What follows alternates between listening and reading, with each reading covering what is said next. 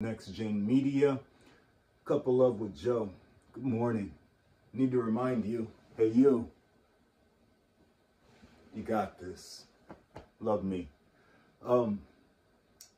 Talking about the things that are going on in the world, in the community, that and how they impact future generations. We got to talk about the Chauvin verdict. There's a lot of emotion behind it, and it took me a moment to separate the emotion from the practical application for all of us. 3 questions. Is it beneficial? Is it beneficial to people? Does it improve upon social cohesion? If not immediately, in the future. Now, here's the thing. That verdict put a clear stamp of disapproval on putting a knee on a man's neck for 9 minutes after sifting through the evidence as to whether or not he was on drugs, whether or not he was being belligerent, whether or not something that he did warranted the level of force which was used against him, which resulted in the loss of his life. Is it beneficial? When those jury members went into that deliberation room and came out with that verdict on 3 counts, this is what it said. That a public servant is not allowed to cause harm, injury, or loss, or trespass upon another man's right to life, liberty, and the pursuit of happiness without just cause. That's a good thing. The excessive force, I don't know about the verdict specifically, but these things are also being countermanded in states and departments across the United States of America. From the origin of policing in this country, it has had a heavy hand toward demographics which have not been in the good graces of this country, be that congressional, legislative, judicial. There's been a heavy hand against dark-skinned people in this country. I want to remind you, from 1790 to 1958, if I'm not mistaken, these dates are accurate, it stated for our naturalization, to be an American, you had to be white. There's a problem with this. If you ask yourself, is white supremacy ingrained in the United States of America, I need you to reflect upon this objective truth. 1790 to 1958, you had to be white to be an American citizen. That being set aside, if that were the case, constitutionally, whatever, at this point in time, that civilian is considered a human being because his right to life, liberty, the pursuit of happiness was trespassed upon by the actions under the color of law of a police officer or a law enforcement official. That's a good thing. That's a benefit. And that's a benefit to the people of all races because as we experienced during the outset of this thing more than a year ago and much more than that, I've heard the statistics about the percentage of population and whether or not it's proportionate between what people refer to as whites and what people refer to as blacks or African Americans. And now we are at a place where all of that debate, all of that discourse has come to a head with at the benevolence of the media, be it Facebook, be it right wing, left wing, be it black people, white people, be it any other demographic within this country, they have taken to sharing the experiences. It has become more frequent. That frequency indicated that there was a problem. Lack of empathy took this long and the loss of life in order to correct the problem, and multiple protests, etc. And Trump. I mean, all of these things having been somewhat allowed, and that became the consciousness of our country, that these things are okay. This decision carries the benefit for the people and for social cohesion, for all of our families and our children's children, as long as we hold the ground. That excessive force and killing people is not okay, and it will be investigated moving forward. There is legislative and judicial support for a universal treatment of civilians in the United States of America. This is a good thing. This is, excuse my language, I'm not even going to say, this is a darn good thing. Because it takes it out of a particular case-by-case scenario, and it puts it into, it creates the bar. Okay, it raises the bar for equality and for citizens to be treated equally when out in public and being dealt with by public officials. There's no way to slice it other than this is something that is beneficial to people and increases social cohesion. It begins to remove the division at its root, in my opinion, which is the application of policies and statutes upon groups of people within the United States of America without there being a uniform system of application, not even within the states. Now, I want to take you back to the frequency issue.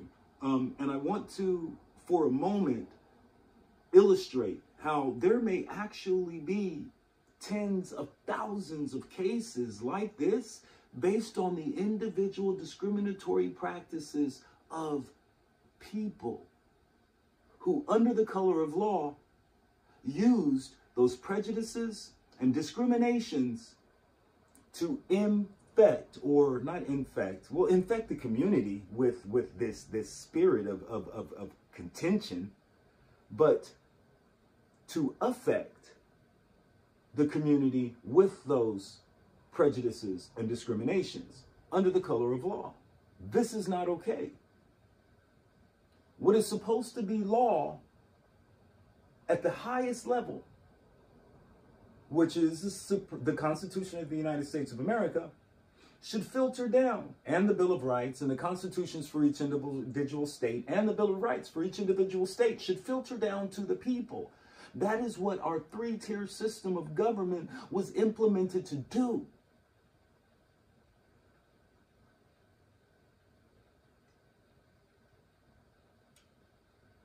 Lucas Hill, St. Louis, undercover in some of the riots more than a year ago. And another officer undercover looking for crime, property damage, people who were planning on malicious activities which would cause harm, injury, or loss to public property and private citizens. These men were set about by law enforcement and arrested. Lucas Hill was black. The other gentleman, I do not recall his name, I'm not sure that they gave it in the article, was white, Caucasian, by definition, social definition. By statement of the officer being arrested by a group of black officers, everything was textbook. They were kind, he got booked, taken in, no issues. For Lucas Hill, he was set upon, beaten, and taken to jail. Now, these are undercover agents. Even the police out there who are policing the demonstrations don't know that they're there. If this is the case, multiply these 5 officers and their actions once a month, 5 officers a month, by 12 months. That's 60 officers. By multiple years, that 60 becomes 600, 6,000. Now let me take you to Mr. Motto, the retired sheriff who was video recorded cussing out a young man and telling him to get back in his monkey cage until the monkey controllers got here. Aside from that taking us back to, as I said, the implementation of policing in this country with the slave codes, with the containment policies, as opposed to good policing policy, with the fact that, and here's a Supreme Court decision for you. No, a police officer does not have to tell you why you are being arrested. But the Supreme Court said, or detained. But the Supreme Court said, it's good police work if you do. So whenever you pull over a citizen as a public servant and refuse to serve them with the information regarding why you detain them, which is in actuality an arrest of their time, when you stop somebody's heart, it's an arrest, cardiac arrest. If it stops from one moment, for a minute, for 30 seconds, it's an arrest. That means the pace, the tempo has been interrupted. A detention, an investigative detention, is an arrest of a person's time. Prove me wrong. So, with the arrest, 300 that this man, Motto, John, I believe, Motto, made, they are investigating all 300 of these cases because there is the real potential that this public servant, under the color of law, conducted himself in a prejudicial and discriminatory manner, which directly may have affected the citizens, which he is under constitutional oath to serve and protect. Their liberties, their freedoms, and enforce policies and codes.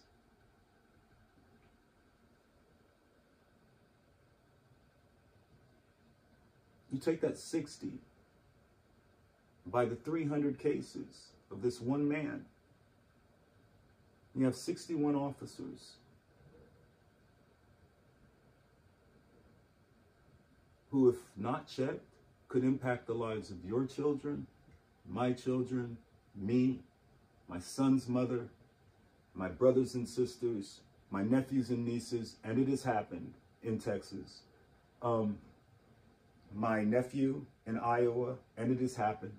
Me, and it has happened.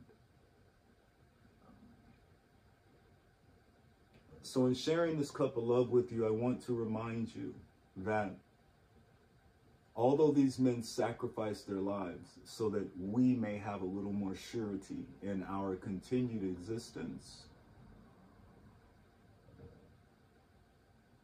it was a sacrifice that bears a benefit to the people and should increase social cohesion. It should bring about a camaraderie of human beings who want to embrace the same quality of life without regards to their skin color or their economic status. I don't think this is a bad thing. I think this is the epitome of what showing love is really all about. On that note, hospitality in the Greek form of the word love is xenia. And there's nothing wrong with showing a little xenia, a little hospitality, a little brotherly love, a little philia, love. It is what our country is built on. It is what we're all about.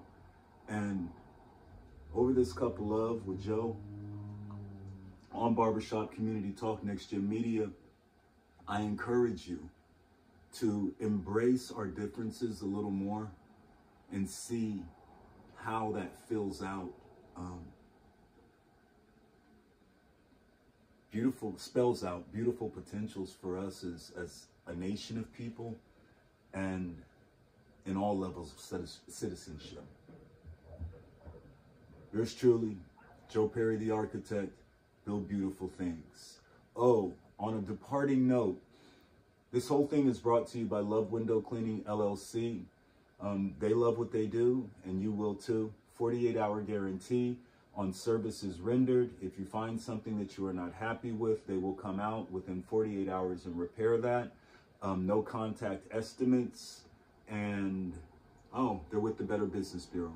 So give them a call or check them out, www.lovewindowcleaningllc.com. Also, showing love is normal. Check out the merchandise.